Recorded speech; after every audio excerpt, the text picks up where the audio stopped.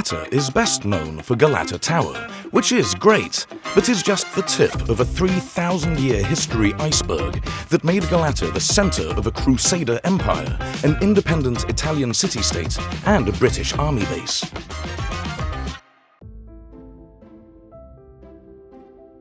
Around 660 BC, mythical Greek king Bessas founded the colony of Byzantium at what is now Sarayburnu.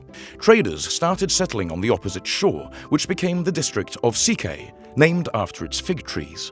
In the 6th century AD, Justinian I renamed Sike Justinianopolis, but this soon changed to Galata, probably from the Greek galat, meaning Celt or Gaul, a term that was often used to refer to Europeans in general, many of whom had started to settle in the area. Some of these were Italian merchants from Genoa and Venice, as they competed for control over East Mediterranean trade. From 965, refugees from the Karaite Jewish and ethnically Turkish Khazar Empire started settling in Galata and next-door Samona, which would be renamed Karaitköy and then Karaköy. The names Karaköy and Galata are often used interchangeably, although we have made a separate video for anything past Karaköy Square and Galata Bridge, focusing on Galata's cooler sister neighborhood of Karaköy, which is where most of the nightlife is. By the 13th century, competition between Genoa and Venice was getting out of hand. In 1204, the Venetians led the Fourth Crusade against their own Byzantine allies, first plundering and then conquering Constantinople, banishing the Genoese, and forcing the Byzantine court to flee to Nicaea, today the city of Iznik, where it would remain for 60 years. The Crusaders founded the Latin Empire, which would rule much of western Turkey in the meantime, while the Venetians burned the original settlement of Galata to the ground and converted Byzantine churches to Catholic ones. The Byzantines allied with Genoa and destroyed the Latin Empire in 1261. In return for their services, the Genoese were given Galata to rule as a sovereign state. This was on the strict condition that they not build any fortifications, which they immediately did anyway. Over the next 200 years, successive rings of walls and towers expanded Galata until it was twice its original size and the most fortified part of the city, much to the irritation of the Byzantines. But there was nothing they could do about it. The Fourth Crusade had cost the Byzantines most of their population and army, helping the Ottomans conquer Constantinople in 1453. Independent Galata remained neutral during the siege, but submitted to the Ottomans 2 days after the rest of the city, which meant that Galata's mighty walls were never actually used. Most of them were torn down soon thereafter, although the tallest tower, the Tower of Christ, was left standing for use as a lookout point, today's Galata Tower. Recognizing the economic importance of Galata, Mehmet II allowed residents to reclaim their properties and built warehouses and caravanserais to support local businesses. From the 15th century, Galata welcomed Jewish and Arab migrants fleeing persecution in newly united Spain. The overcrowding prompted the area's wealthier residents to move uphill to a rural area known as Pera, later renamed Taksim, as explained in our 2 Taksim videos listed in the description. But Galata found a new purpose during the Crimean War, when 50,000 French and British troops were given Galata to use as a base, during which the city's first modern infrastructure was installed by European military engineers. Streets were widened, sanitation and street lighting were improved. Galata became the empire's first banking district, and a brand new Galata Bridge was built in 1863 to mark a state visit by Napoleon III. The British and French would return during the First World War, this time as occupiers, and once again took over Galata, only to be kicked out of the country by Kemal Ataturk 5 years later. Following the pogroms and wealth tax of the 1940s and 50s, most of the remaining Jews and Greeks left, and Galata became majority Turkish and Muslim, though its churches and synagogues were preserved, making today's Galata one of Istanbul's most interesting and eclectic neighborhoods, with its historical buildings finally getting the attention they deserve. This video assumes you are starting at the southern end of Taksim and Istiklal Caddesi, where Tünel Square is named after the Tünel Funicular Railway, the second oldest underground in the world, built in 1875. For anything north of here, see our 2 Taksim videos and our Istiklal Caddesi tour.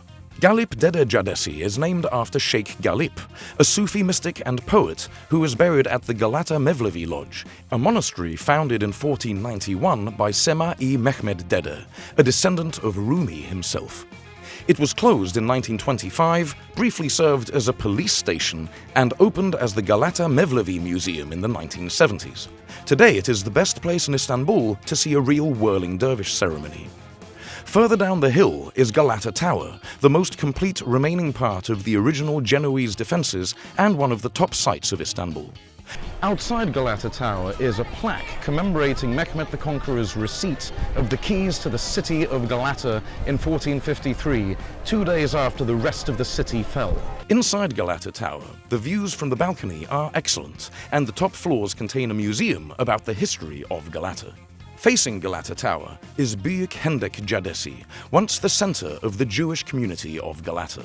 The Neve Shalom synagogue is the largest Sephardic synagogue in Istanbul and was bombed by Al-Qaeda in 2003, along with the British Embassy in Taksim. Neve Shalom synagogue is open to visitors, but only via the excellent Museum of Turkish Jews, documenting 500 years of Ottoman Jewish history. Down the hill from Galata Tower is Bereketzadeh Mosque, the very first mosque built in Istanbul, commissioned by the first Ottoman governor of Galata. The Church of St. Peter and Paul is the oldest Catholic church in the area, built for Dominican monks whose church had been converted into the Arab mosque after the Ottoman conquest. Just south of the church is the huge French-built Saint-Pierre Han, once home to the parents of philosopher Jean-Jacques Rousseau and French revolutionary leader André Charnier. At the time of writing, it was under renovation. Off Perşembe Pazar Caddesi are several historical buildings, including the remains of the Genoese courthouse of Galata, first built in 1316 and now a grocery store. The Arab mosque was originally an Orthodox church under the Byzantines, then a Catholic church under the Italians, then a mosque after the Ottoman conquest. This was followed by the arrival of Arab refugees from Spain who settled in Galata and started attending the mosque, hence the name Arab Jami, although local legend claims it's because it was built during the Umayyad expansion. The nearby Bankalar Caddesi, or Banks Street, was home to the Imperial Ottoman Bank, founded in 1856 with British capital. Today, the building houses a library, the Salt Istanbul Art Gallery, and the Ottoman Bank Museum. The Kamondo stairs were donated by Jewish Venetian Ottoman banker Abraham Kamondo, more famous for the Kamondo Palace in nearby Kasımpaşa, about which we have made a separate video. At the end of Bankalar Caddesi is Karaköy Square, where the Tunnel funicular ends and Galata Bridge begins. For anything past here, watch our Karaköy video, listed in the description. The Rustem Pasha Han was once the Church of St. Michael, until Mimar Sinan rebuilt it as a commercial center for Galata's merchants in the 1540s.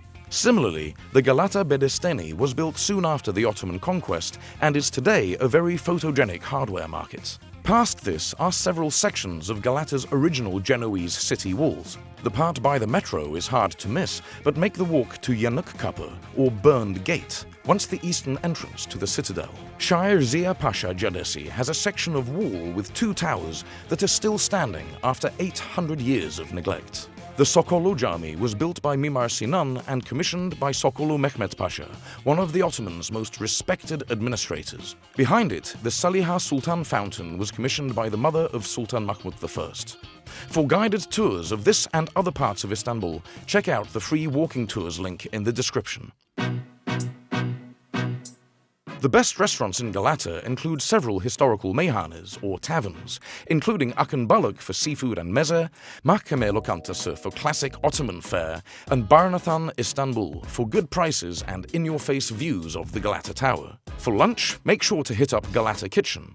For something simpler, Galata's street food scene is known for the fish kebab, or balık dürüm, a sweet and spicy wrap of grilled mackerel, which is best sampled at the colourful fish restaurants along the waterfront or at Karaköy Balık Evi by the Karaköy Fish Market. For more of the best restaurants in Galata, watch our Karaköy video.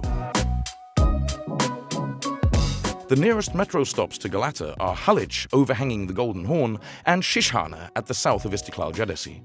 The Tunnel funicular railway runs between Istiklal Caddesi and Karaköy Square, where the regular tram runs to Sultan Ahmet, and ferries depart from Karaköy ferry terminal. Galata is an easy waterfront walk from Istanbul's most famous neighborhoods like Taksim, Karaköy and Cihangir, all of which we have covered in separate videos. See the links in the description. Thanks for watching. Have you been to Galata? If so, please leave a comment and let us know what you think about our video, and don't forget to like and subscribe to stay up to date with our latest content. Links to all other videos, hotels and free walking tours mentioned here are listed in the description, along with relocation services to help new arrivals settle into Istanbul. And while you're here, check out another one of our videos about the history and sights of Turkey. Thanks, and see you next time.